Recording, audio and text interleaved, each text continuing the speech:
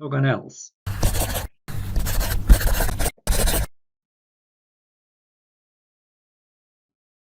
Let's think about the plasma membrane. Cell has this kind of cellular membrane, so-called plasma membrane.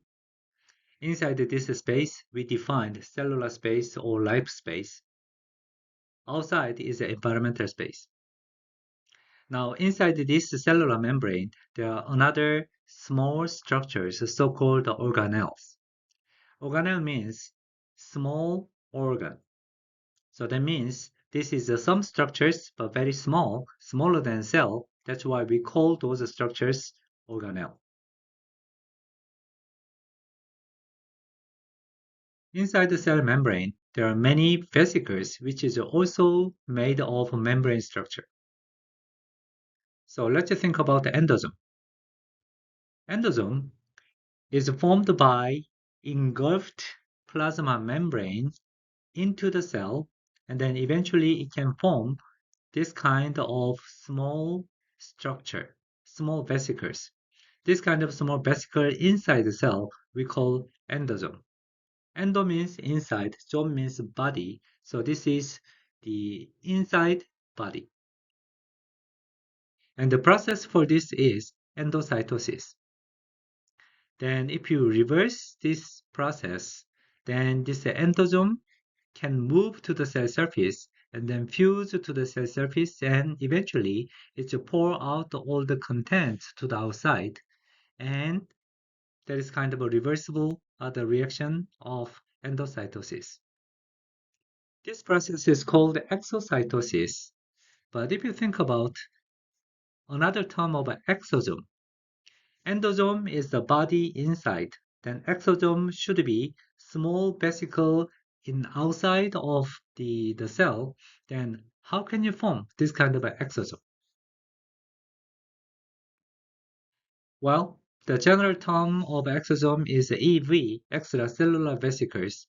To make this kind of an exosome, now we need to have different process from exocytosis. Exocytosis does not form this kind of extra body. Then this new the process, which is similar to endocytosis, but from inside to the outside, this process we call ectocytosis. Let's think again about the space of life. Inside of a cellular membrane, that's a cell space. Outside of this membrane is environmental space. How about endosome?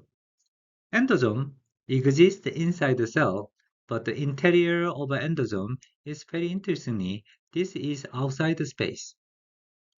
In comparison, exosomes, the interior is the same as the cell space, so exosome contains cellular or life space. Very interesting, isn't it? Now, this endosome can uptake the proton, becoming more and more acidic, and then this can form lysosome. This acidic environment is very helpful to degrade the waste molecules, and lysosome act as waste processing unit inside the cells. Now let's think about the ER and Golgi space.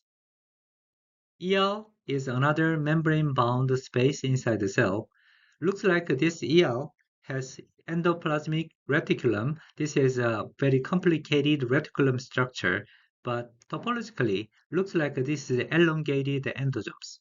So that means inside the ER space, this is also environmental space, not cellular space.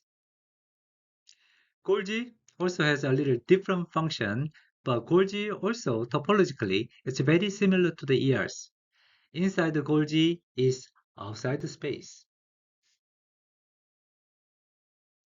Now let's think about the nuclear membrane. Nucleus is another organelle which can protect gene structures. Now if you look at those nuclear membrane structure, very interestingly, the nuclear membrane structure is kind of an extended ER structures. And very interestingly, unlike the cellular membrane, it's not fully closed form. It's a double layer of membrane structures, And actually it has some pores, so-called nuclear pore. Now, also the near to the nuclear membrane, the ER looks like a rough, and there's some structures on the ER surface, and this surface material is called as ribosome, and then this ER looks like a rough. That's why this ER is called rough ER. Ribosome is the machinery to make a protein. So now it's a good time to think about the protein synthesis and also the final location of the proteins. So from DNA, the RNA is synthesized. So this RNA is a mRNA, and this process is called as a transcription. And the mRNA come out through nuclear pore, and then it reaches to ribosome. And then protein synthesis happens. Now, if synthesized protein is secreted into cytosolic space, now this protein is a cytosolic protein. Clear, right? Now let's think another possibilities. If this synthesized protein is not secreted to the cytosol, if there is secreted inside of ER, now this protein exists not in life space. This protein exists in environmental space or outer space. That implies that if this ER structure is forming vesicle and if it is moved to the cell membrane and through exocytosis, the final destination of this protein is outside of the cell. That means this protein is secretion protein. Interesting.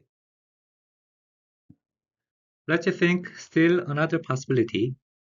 Protein is synthesized into the ER, but it's not fully secreted.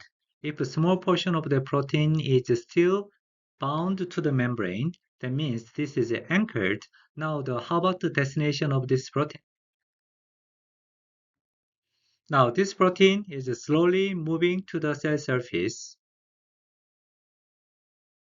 The final destination of this protein is on the membrane, the cell membrane, but small part is anchored onto the membrane, but majority part is exposed to the outside of the membrane. That's why this membrane protein is extracellular protein. So that means the synthetic mode of the proteins from ribosome to which space determine the final destination of proteins.